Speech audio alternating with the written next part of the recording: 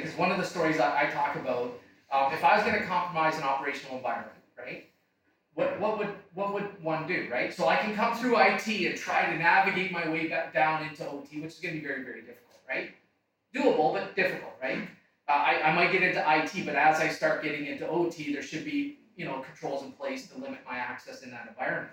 But maybe one easy way is, because we have analytics being driven out of OT into the business network, is maybe I go to a field location and drop off a USB key right at the gate, right? Just leave it at the gate, and hopefully a field engineer or somebody comes up to the gate, sees that, oh wow, look at that, USB key, it's my lucky day, 32 gigs, right? Woo-hoo! Right, and I plug it in, and then it starts, right? It's that simple. And a lot of people, it's funny, because at RSA a few years ago, a company went around and they distributed a little USB key, and this is a security conference, and they put it all over, they set it on tables, people pick them up, and they wanted to see how many would connect back, right? They didn't do anything malicious, but they just want to see how many people actually plug in that USB key. And there was 100 of them. Do you guys have any idea how many people actually connected? So if you guys buy 100% of what I say today, and what he says today, that's pretty successful, right? Like that's amazing, isn't it? So what do you really think, right? 100, that's pretty high. Anybody else? 65. It was 166. I had this tear down to 100, right? You're the one guy that, Price is Right, 101, right? You're that guy. Right? But no, it's like 166 or 116, and yeah, that's the face you should have. What do you mean? There was 100. How? Because you shared, right? So what I thought today what I would do was talk a little bit about OT and IT, right? A little bit about the differences between the two at a very high level, and then really talk about active or passive versus active defense, right? There's a lot of times, OT's got a lot of work to do and can learn a lot from IT. Vice versa, IT can learn a lot about OT, right? You got to be careful what you do in OT, because you could cause physical harm to somebody, right? If you block a certain payload that's required, right, for operations to be maintained. But they can learn from each other. So I'll talk a little bit about each one of those as we go along. And then I got a little video just to kind of give you an idea how easy it might be for somebody if they really want to get in, right? They're going to get in, and you got to be ready for that. Because when I talk to dedicated security folks, nobody's ever going to be remembered for the thousands or millions of threats they block. You can bat them out of the air. Like, I care. You two care, right? Because you're going, look at all the stuff we're blocking. We're amazing, aren't we? But nobody else cares. But when there's a breach, that's when someone's going to care. That's when you're either going to fall, right, or shun, right? Are you going to be able to truly understand what's taking place and how fast you can scope, contain, and remediate that threat? So I'll talk a little bit about operational informational technologies, hard exterior, soft interior. OT's always been about the hard exterior, right? They've been islands. They've been completely contained. But guess what? The business wants analytics from it.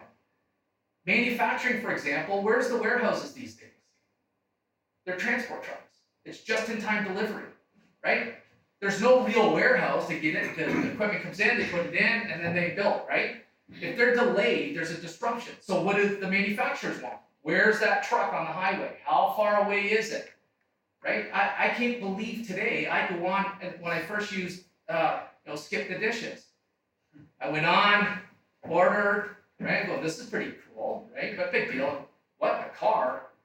Right? Oh wait, it's 3 minutes and 50 seconds away from the house. Like, it's just nuts, right? People want data. So those islands are gone, right? And the business is gonna want more and more data out of those environments.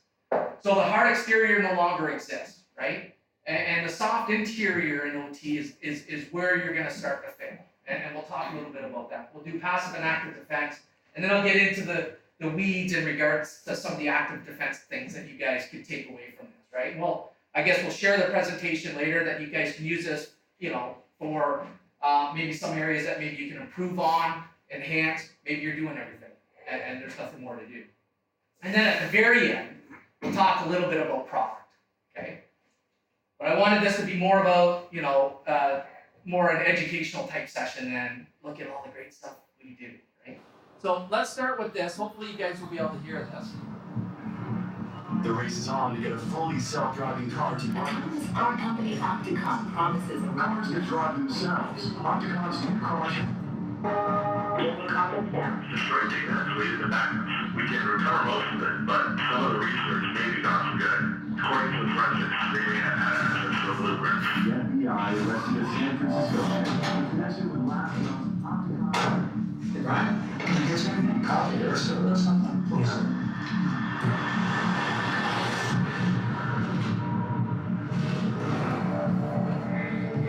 So, walk me through it, step by step.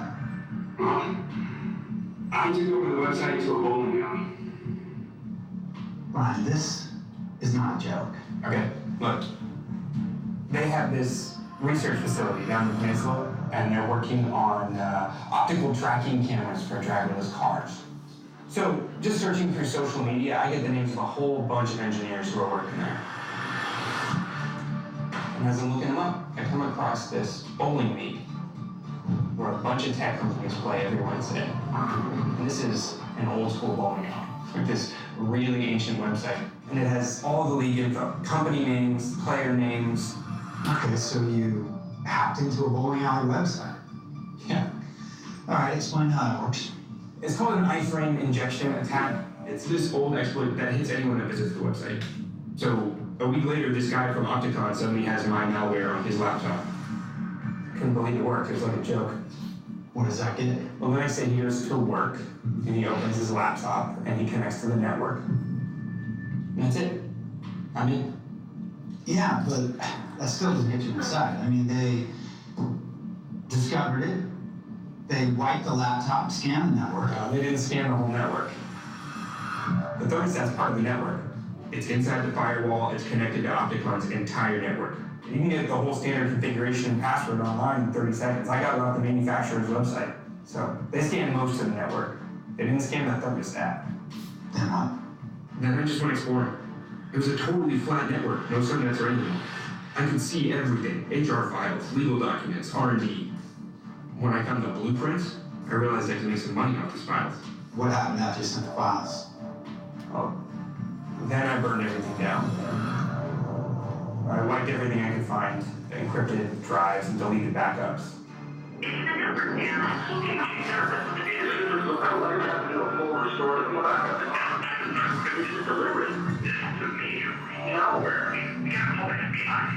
I was just scared. I was trying to cover my tracks. And somebody paid you how much exactly? 75 bitcoins. Nice. Not to retire on, but still. All right, Brian Page. Are you sure you don't know Page you? European automaker QCar is beating Opticon to market with their QX sedan, the world's first self-driving car. Opticon shares total 11%.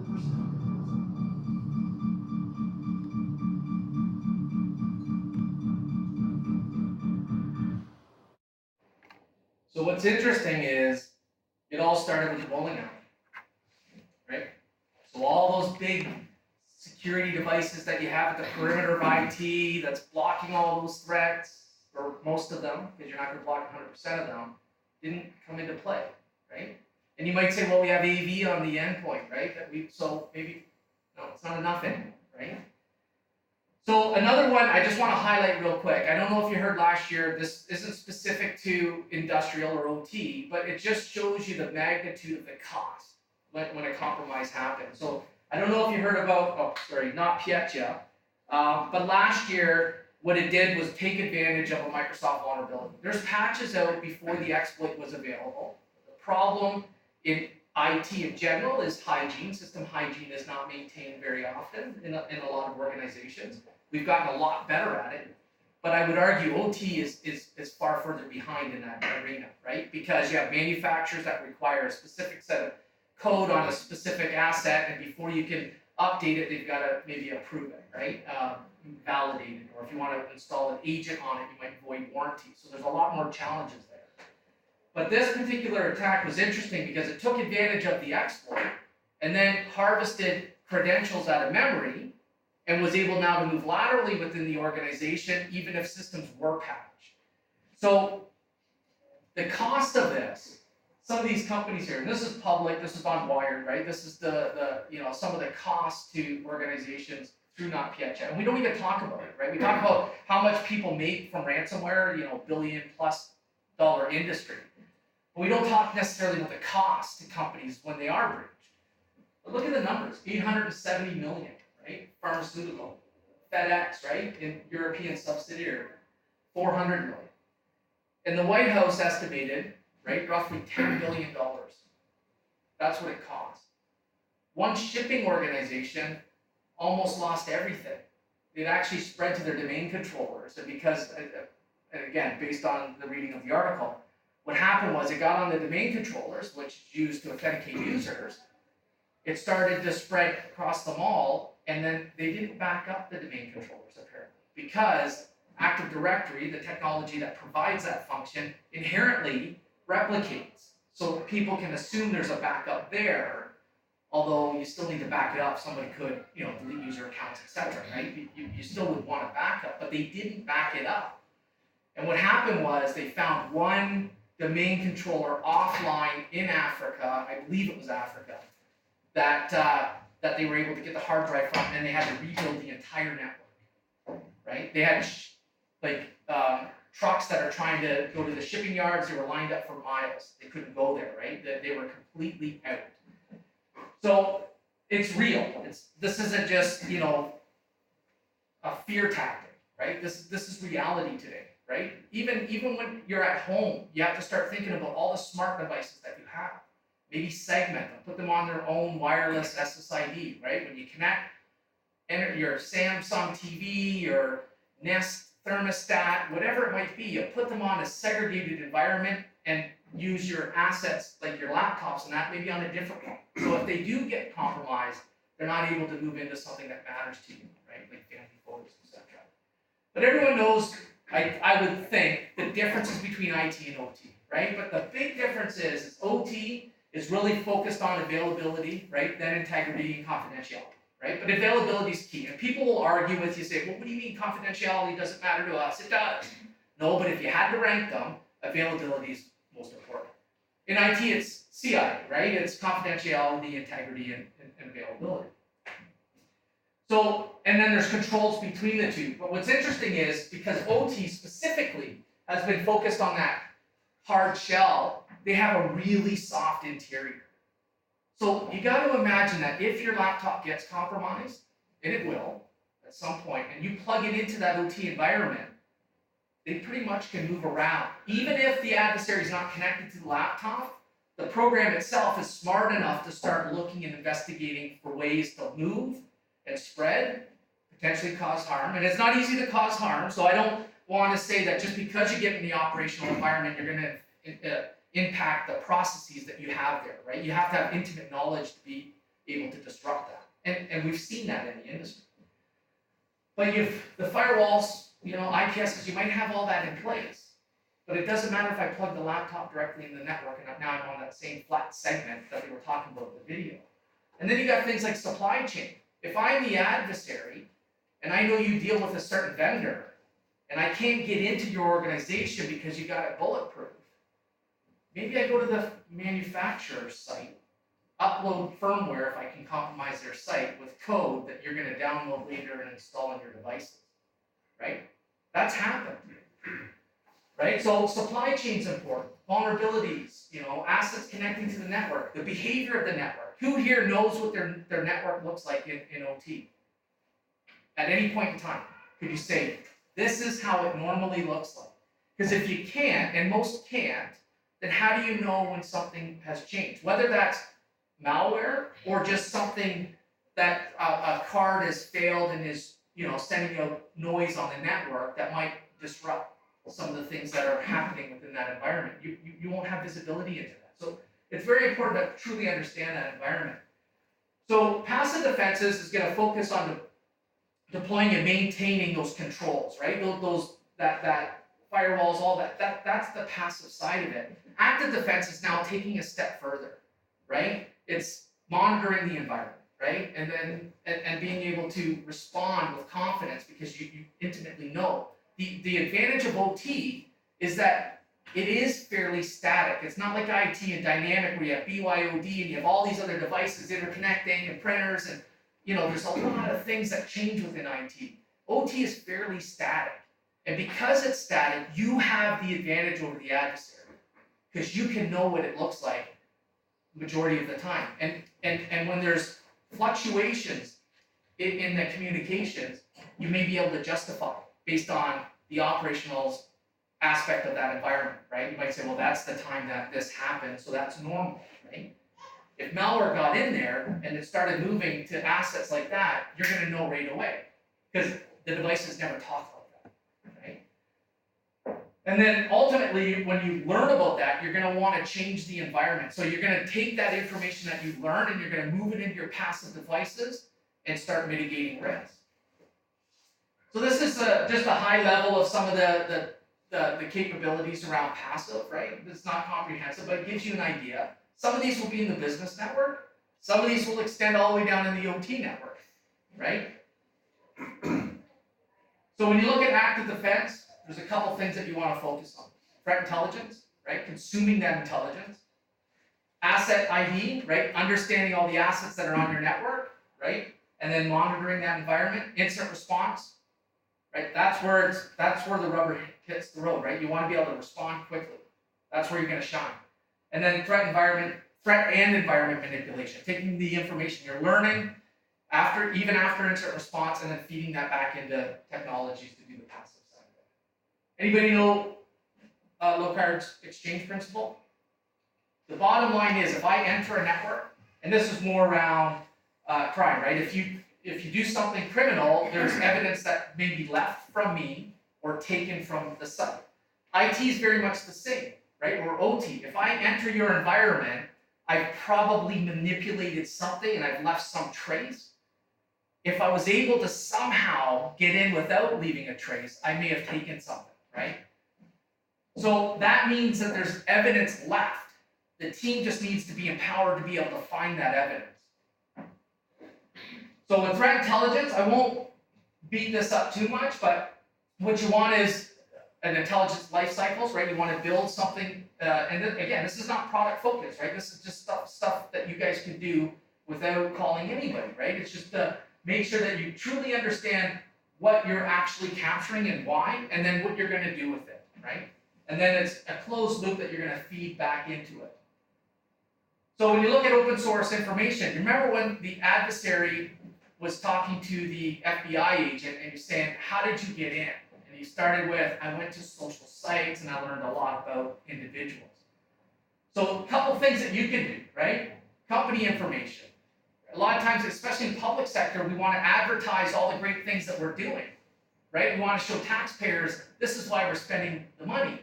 But in there, a lot of times you have what products and partners and everybody that you're dealing with.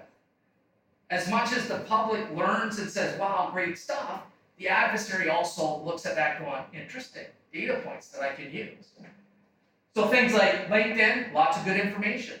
Job boards, right? I'm hiring a security expert. I want skill sets in these product sets. So now I know two things as an adversary. One is what technologies you might have in your organization.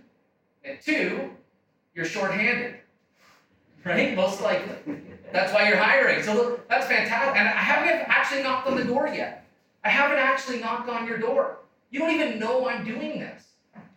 So if you look at it, city of security, building a new facility, which is connected to the greater network, right? Partners and products, contractors, details, right? Looking for certain skill sets.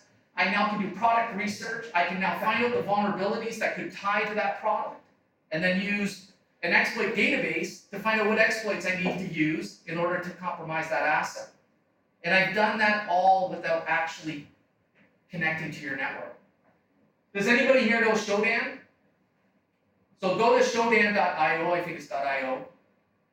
And all you do is put in your external, if you have any field locations that have any IP addressing that's external by any means, or even your external IP addresses in your enterprise, you can put that IP in there and see what comes up. Or even go home and find out what your external IP address and put it on there and see what comes up. You might find out that you're advertising certain protocols on the internet you didn't even know it. Because that passively does all the scanning. I'm not actually scanning, that's the product that does that. So you can go on here and look up cams, open cams across the entire world, and it'll tell you all of them, and you can actually click on them and start viewing them. You can do it, things like that, right? So again, people don't realize, right? Default password on the thermostat. They just leave it. So the adversary is using that. So there's lots of, so that is doing the open source intelligence, right? Doing the recon. So you might want to clean up your job descriptions and remove product from it, right? So they don't have an identifier there. External exchanges, there's all kinds of them, right? You want to subscribe to them. They're going to help you have observables or indications of compromise that you can feed into your systems to help mitigate risk. And I've got a list of them there. Internal threat intelligence. This is something that we don't see a lot doing. The larger organizations, we certainly see it. As you get smaller, this becomes a little bit more difficult to do, right? Because you've got somebody that does a lot of different things. They wear a lot of different hats. But this just gives you an idea of some of the things that you could do, right? You want to consume endpoint device information, traffic analysis, right? DNS, user behavior, user information. You might want honeypots, right? Now you're really advanced, reverse engineering. But this is, maybe that further step, right? As you continue to grow the organization. If you've already done the other two, this is the next step in that, right? Building intelligence that's internal to your organization. And then you might want to classify that data. A lot of people don't realize that. They have an incident, they go through, and then they start sharing these reports. You got to be very careful because you might be sharing intellectual property or something specific to your organization. So you want a way of classifying that. And ideally, STIX and TAXI, these are two mechanisms that can feed a lot of that information, those indicators that you find to some of your other products to be able to mitigate risk. So how many people feel like this? If you ask Secure Ops, right? If you have Focus Secure Ops, this is definitely how they feel a lot of times. So if I go into IT and I say to IT, how many people can tell me what servers are in the data center? If you're small, they might know. In OT, you're probably more intimate. You might be able to nail them off, depending on the size, right? Of gear that's on that environment. But they're not going to get 100% of them, right? And then if I ask it even further, what open operating systems, what versions of operating systems, the applications that are running on it, now it becomes, deer in a headlight, right? If you look at IT in general, then you got BYOD, and the campus side just becomes very convoluted and very difficult. Then you got things like this, right? So if I'm in a field location, and for whatever reason that field location gives internet access or corporate access, and I can get internet from the field, walk into lunchrooms and see how many smart TVs might be plugged in, right? Maybe they're watching, and for the field workers, they might be just watching Netflix, right? Hey, that was their intention, but now that device has access out to the internet. And then you've got, medical gear or SCADA environments, right? How many people know what that environment looks like, right? This is fairly static, so this is much easier to do than IT. So I would encourage you to invest a lot of time if you have OT and truly understanding that environment. And some of that's going to mean putting on a hard hat, right? Steel toe boots and going out to the field and working with the engineers there to identify all the assets that are out there. So when you do monitoring, the big thing is obviously starting, you're going to want to collect the data, and then you're going to want to find areas within the network that are important to you, right? Where you can start doing the detection portion of it. But this just gives you kind of quick steps of what you can do around network security monitoring. And these are kind of a breakdown of each of those. I just want to make sure that I include it to be, at least somewhat comprehensive. And then you're going to analyze this, right? So this is now getting into the technical weeds. This is your security operations folks, your network security operations folks that are going to take a lot of those devices that are collecting and detecting that information. They're going to actually do analysis against that. Now you might have technologies that'll help you with it, but you still need a human. Right? Technology is very good, but you still need a human element to truly understand the threat to your organization or your business. So if you look at what's on the network, this is what it looks like, right? It's a bunch of ones and zeros. Can anybody tell me which one is bad? Well, the red ones, because I highlighted it, and I just made that up. But you get the idea, right? You would never know. How do I know something bad is on the network? If my security technologies can't tell me, which is going to be the case from time to time, then how do you know? So if you're able to use this information on the network and run behavioral analytics against it, there's things that you can do, right? I can now understand that maybe there's some exfiltration taking place, right? There wasn't necessarily a piece of malware associated to it that I know of, but I know there's a behavior and there's data being sent outbound that wasn't happening before. And now I can trigger an alarm. And that's all based on flow data or NetFlow or IPFix. Same thing with an OT environment. I can say that these assets in OT should never, ever talk to the business network, period. And if they do, I want an alert. And then based on that alert, now you can action, right? And the difference between IT action, you're gonna block, right? Cut somebody at the knees. In OT, you're probably gonna alert, right? You don't wanna cut or block a specific process. DDoS attempts, command and control, etc. Right? So I'll just go through this real quick, and I can skip this part. Anybody want to see breakdown of NetFlow? I know it's a little geeky, but I'll just show you the difference when you look at NetFlow data. So this is flow in your environment and how this can help you understand what might be happening in the environment before maybe your security technologies would know. So you got host A, right? And again, this could be IT or OT, doesn't matter. You can just change out the devices here, right? But this is the way it communicates. And we've watched this over time. The longer we watch this, the better we get at it, right? Unknown threat happens, we don't know. I'm gonna pick on Russia, right? Because it's easy, right? To do today. But now there's some communication going outbound. And again, if this is IT, it might not be a big deal. OT, even, first off, that probably shouldn't happen. Let's be honest. But if it did, that should raise alarms right away. Because maybe somebody fat-fingered something on a firewall, right? When you do audit or compliance, the challenge with audit and compliance, it's only as good as the moment that they do audit or compliance. So when you give all the ACLs or firewall rules and say, look, I know today, nobody's been in that environment. If you did something like NetFlow, you'd be able to say, here's the full year. I know whether or not even my operators made a mistake and fat-fingered a rule and allowed IT in, I would know, right? No communication. So anyways, you see that call there, and then what happens is that thicker line there just means more bandwidth being utilized, right? So not a big deal. Now host A is talking to B, C, and D. Again, there's nothing to suggest bad. Your IPS signatures aren't firing, right? Or IDS. Your AV or your endpoint protection is not saying, look at this, this is really bad. You have no idea at this point. This is just taking place on the network. The only thing that knows this is the network.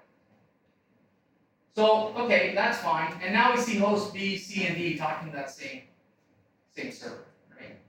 Again, it could be Russia. It could be the OT environment talking to an IDMZ, right? Industrial DMZ, and they found an FTP server and they're slowly moving that stuff out of the environment, right? So when you look at the flow, what we get is 5-tuple, right? A little bit of geek there, but source, port, destination, port, source IP, destination IP, and then the protocol, right? So when we break that down, we get a little bit more intimacy. Wouldn't it be nice to know what the device was that was making the communications? Well, that's something you can do. So now we look at that, we flip out that destination IP to Russia. You got it here, and then we add some additional, we stitch in additional information, right? Start, end time, right? So if an operator says to you, something happened between this time period, you can actually do a flow query and put in that and say, oh, this is what was happening.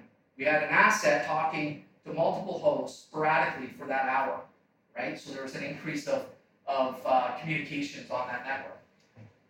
So user device type, that would be ideal if I can get that. If there is a user, receive, transmit, right? Round trip time and server response time. The beautiful thing about round trip time is I get an idea it's 210 milliseconds to hear. But a lot of times, if there anybody that ever managed networks, right? Everyone always says it's the network, and it's very rarely, to be honest, the network, right? But the network team never can prove it's the network, but they know, but they can't like say, look, it's not me. Wouldn't it be nice to say, look, it's 220 milliseconds, the normal round trip time's 20 milliseconds, and I know the server took 200 milliseconds to respond. And now they can say the server response time is 200 milliseconds. I don't know what it is on the server, but it isn't the network, right? So you get URI information potentially, the application, the device process, etc. Right? So now I've got a lot more information. And it all started with flow. Nothing else, just flow. So that could be data exfiltration. And then you got, SMB that we were showing earlier. They're talking to each other, right? That might be an SMB probe. So then you'll kick off incident response based on that, right? Analysis. So I'm not going to go through incident response, but you have preparation, right? Detection and analysis. You got containment, right? Eradication and recovery. And then ultimately you got that post-incident, lessons learned, right? Again, these are just here to be comprehensive of the steps that you might want to consider when building out or increasing security in the operational environment. You'll have certain people assigned to, evidence and incident handlers. Those are the folks that go out and do the work, right? Do the analysis. You have a lead responder, and then you have an incident response director, ideally. So if you don't have these people, you might want to start looking at building some of this out, right? Because when an incident happens, what you don't want is somebody that's collecting evidence that might be junior talking to the press, right? You want to make sure there's a chain of command there that they're feeding information to the lead responder. The only one that's talking to anybody in the business, most likely, if it's OT, is the incident response director, right? The individual responsible for that. IR, external communications, right? Once you figure out what's happening, you may want to share that information. Again, use that traffic light protocol. If it's red, you may not want to have it publicly available to the community, right? But you also might want to start sharing this with your peers, right? Because it's maybe very specific to mining, right? So I want to share that with other companies that might be out there. So when you look at that flow, this is the types of things that I can do now. I know the host and the user information, right? The OS, the device type, the applications, the vulnerabilities, what might have happened on the application. IP address, the geolocation, the domain, the URI. And you know what? Every day you probably don't even care about this. But I'll tell you, when there's an incident, this is gold. This is gold. Because now you truly understand what the threat is. And now you can take steps to mitigate it and prevent it from ever happening potentially again, right? And then volume. So when you look at this, what can you do with the environment? So now I can take that information, I can do segmentation and patching, right? That could be part of my response. I can do blacklist out those that process. Now again, in OT, you might be very sensitive to what you do there, but it is an option. You might want to patch, right? It could have been all introduced because of vulnerability. Russia, maybe you want to stop OT from talking outbound to anybody outside of the industrial DMZ, right? If they were, right? URL or URI, you can start blacklisting those domains, right? You could build out IPS signatures around that. Application, now I could blacklist that application, for example. And then I could rate limit, right? So this is just getting into the weeds, and an SMB probe is very much the same. So with Cisco, what we've done is, Cisco's been on the enterprise side for some time, right? We've done a lot in the OT side for a long time. So what we've done is, where we can, we've taken technologies that work in the enterprise and adjusted them to work in operational environments, where they can. So where they can't, then we might have to develop new hardware, right? So for example, our next generation firewall platform. We have an enterprise version of that, and then we have a very specific hardened device with DC power, etc., for the operational environment. Now that doesn't mean that people don't use the enterprise in the operational environment. It'll really depend on the environment itself, right? But what's really key in what we've done, or what we've built over the last 7 years, I think it's now, we just announced the acquisition of Duo, right? So Duo is two-factor authentication. So in the last 5 years, I believe it's about $7 billion in acquisitions. So we've been on this journey for 5 years integrating these technologies and bridging the gap between IT and OT. So now you can take a lot of the skill sets you have in IT, you can help OT environments enhance their capabilities and truly understand the needs of operational environment. And you can leverage that skill set to help the operational teams, right? Onboard some of these technologies. Now, we've seen it where IT owns it, we've seen it where OT owns it, we've seen it where a collection of folks own it, right? IT and OT, right? Depending. But the idea here is not to stop there, to say there's a firewall, let's move the firewall here, right? And change maybe some of the protocol stacks that they're inspecting, different preprocessors, etc. But now also share the intelligence between those platforms. So we can do things like this today where an asset gets plugged into your network. And first off, we'll validate should it even be plugged in, right? We'll validate that. Yes, it meets all the requirements, posture, profiling, right, AV signatures, etc. We let it on the network. At any point in time, someone plugs in a USB. Now we have the opportunity to block it on the endpoint with the technologies that exist there from Cisco, right? But we can block it there. If it isn't blocked there and makes communication, we can see some of those patterns. Remember, I showed you one piece of that whole puzzle, the network, right? Maybe I can detect it there. But the idea is if that asset changes, even at 2 in the morning, from a known clean asset to a dirty asset or an asset acting badly, we can now automate the response. Now in IT, you might say, I'm going to move that printer that's talking to a known CNC in China, I'm going to move it into a quarantine VLAN. IT gets an alert, nobody gets up in the morning until the morning because the threat has been mitigated, right? It's been quarantined, and it's all done programmatically. In OT, you may not want to start moving certain devices into a quarantine environment, but you will want to get the alert, right? You want to say, oh, wait a minute, there was a call from a supervisor workstation.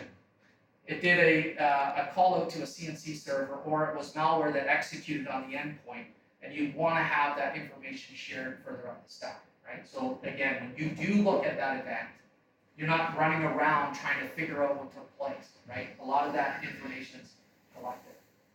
And you may have things like SIM to help aggregate a lot of the data that you might be looking at. So we look at some of the products, industrial focused NGFW, NGIPS, right? Next generation firewalls or next gen IPS. Who likes the term next gen? I'm just curious. Anybody? Yeah, that's the only time, right?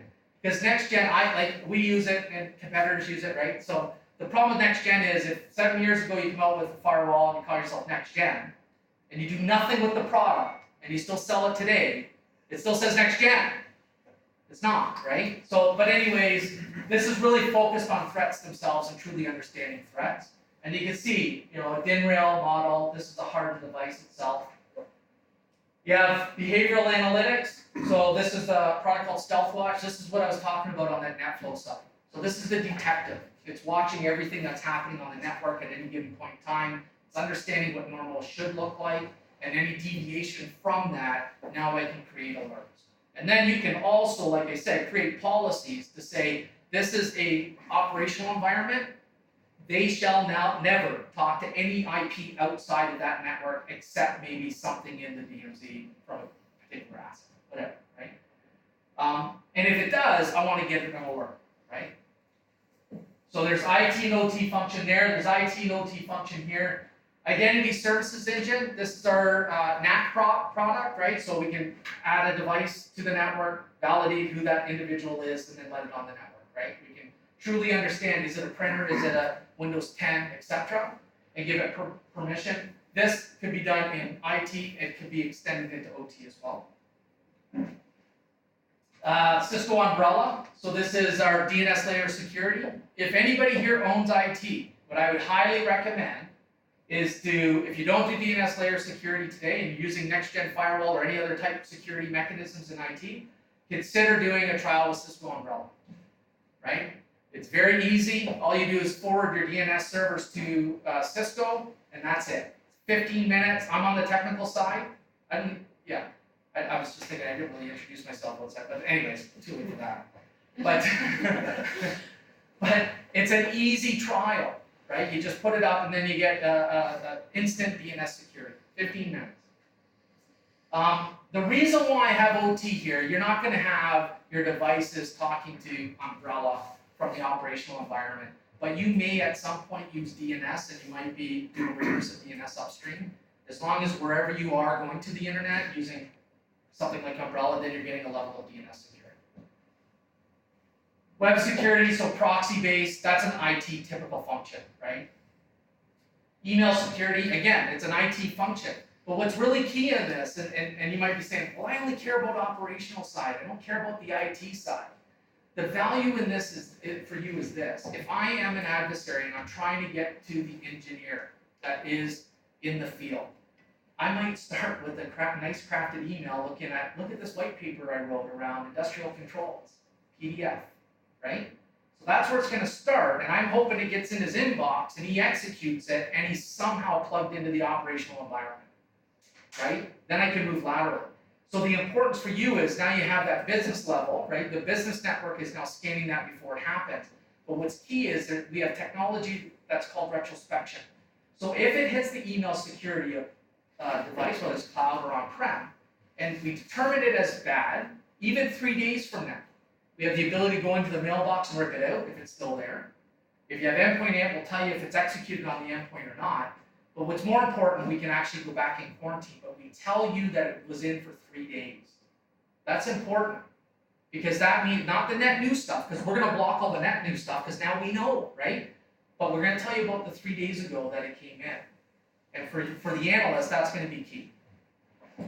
And then you have endpoint. So AV and endpoint detection and response capabilities, right? So a lot of people are looking at traditional AV, right?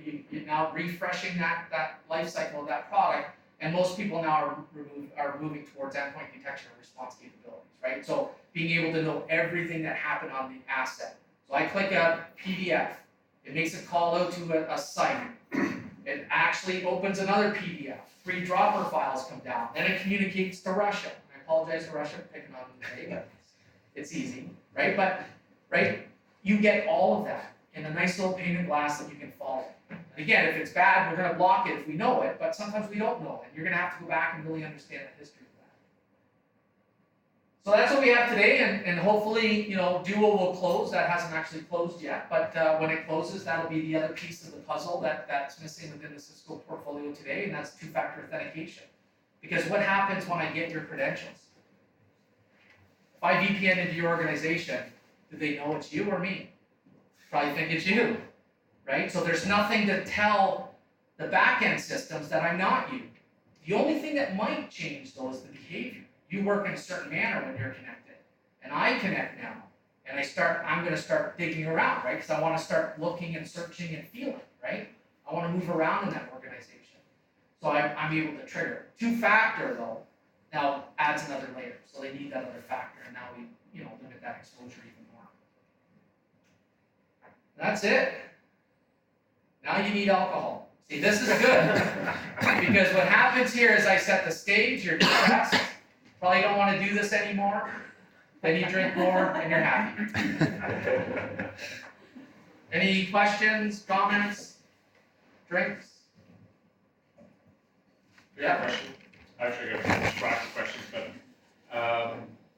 what size of an organization, like what's the metric that says, I want to call you to bring you into an organization for your help? I don't know that there is a size, to be honest, right? Obviously, there's budget sizes a lot of time because the bigger the company, the more investment they'll have because they're a little more mature. But you have to ask yourself this, is if you were compromised, what's the risk to your business? It's that simple. So if the risk to your business is high or significant, then you want to bring in, 3P or any other manufacturer, whatever, to have a conversation at least, right? But I can't put a value on that because we have very small customers that have very, very strong security controls in place because the intellectual property that they own is significant. And if they get compromised or breached, then that business may not survive. In that example in that video, I know that's a little bit of marketing at the beginning, but that company that didn't go to market first, right? That car now is the new Kleenex, right? Because they were first to market, right? We don't call it tissue paper, we call it Kleenex, right? Good marketing, maybe market to the market first. That's what you gotta evaluate. But you know what? It doesn't hurt to have the conversation. And then we can assess it. And you're right, it's not, you're not gonna invest tons of dollars maybe up front, but maybe you'll add certain elements within the environment to help secure some of the core needs of the organization. And you know, as you continue to mature and grow, then you add more function to that. I know it doesn't really answer it, but if it didn't matter the size for me, I would definitely be talking. Any other second question?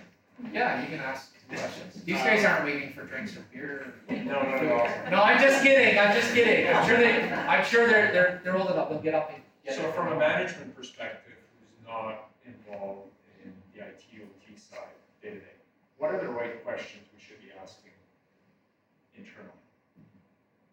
So I would ask, so if it's OT or IT, doesn't really matter. Sit down with the team and ask what your security posture looks like. So what do we look like? I hear everything about this ransomware, right, that's going around encrypting drives. I hear about operational environments now being impacted by nation states, right? I know a friend of mine maybe got compromised through a nice, beautiful email, right? And they clicked on something and a bunch of bad happened. Can you guys explain to me what we're doing in regards to security for the organization? And then maybe you get them to write you something. I'm assuming you're in management. Get them to write you kind of, here's where we're at, and then go take that to your trusted partners and say, look, this is what we're doing today. I don't understand it maybe. I want you to break it down. Is this enough? Right? You can also do things to validate that by doing things like pen testing or vulnerability assessments, right? That you hire an organization to come in and they'll test some of your security controls and see if they can get in. I'll tell you though, it's more common than not. I was sitting at home on Friday night. I've got my own little YouTube channel, right, that I create to share a lot about what Cisco does specifically, but also just things in general. And I got a call on a Friday evening at 8, right, on my phone. So I pick it up, I answer it. There's a strong accent there, right, from India, and they say it's Microsoft. Right, and I say, okay, what do you want? He goes, you have malware on your machine. You have viruses. I said, no, I don't. No, you do, sir. Okay, I do. So I stalled a little bit and I fired up a virtual machine. So anybody in management, this is a machine that's self-contained, right? And this is Friday. This is what I do on Friday. So I know it's sad, right? I'm not trying to say, okay, goodbye. I'm going, yes, watch this, right? So I get the VM up. It's actually called PC compromised, okay? Because I do that because I tested some security technology. So it's up, and I let him, he said, go to this site, download some software, and now he's on the machine. My phone's on, I'm recording, right? And he's going in, he goes net stack, and he shows me all the foreign addresses. So a foreign address just means anything outside of my local network. But he's saying, see, they're all in here. They're all in. Foreign means foreigner. That means bad, sir. And he asked what I did for a living. I said, well, I'm an accountant. I retired. Because I figured now I know money and value, so he's going to really sell it to me, right? So anyway, so he's going through, and he stumbled, and then they escalated. They escalated it 3 times, right, to different people. So, and you hear a lot of noise. I said, hey, there's a lot of noise.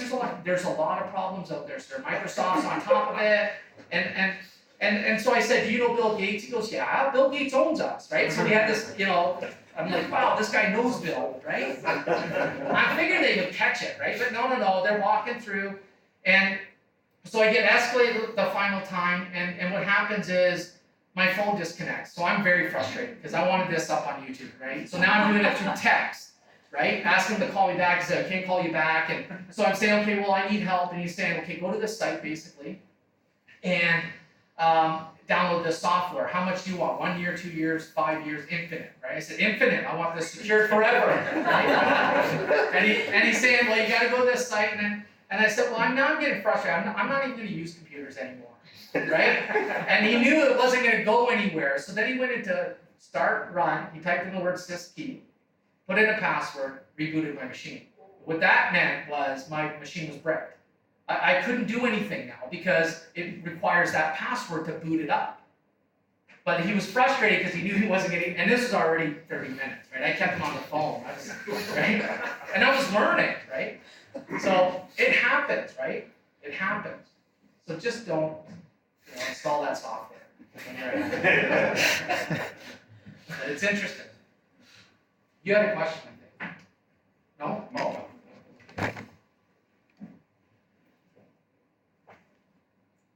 Oh, that's it.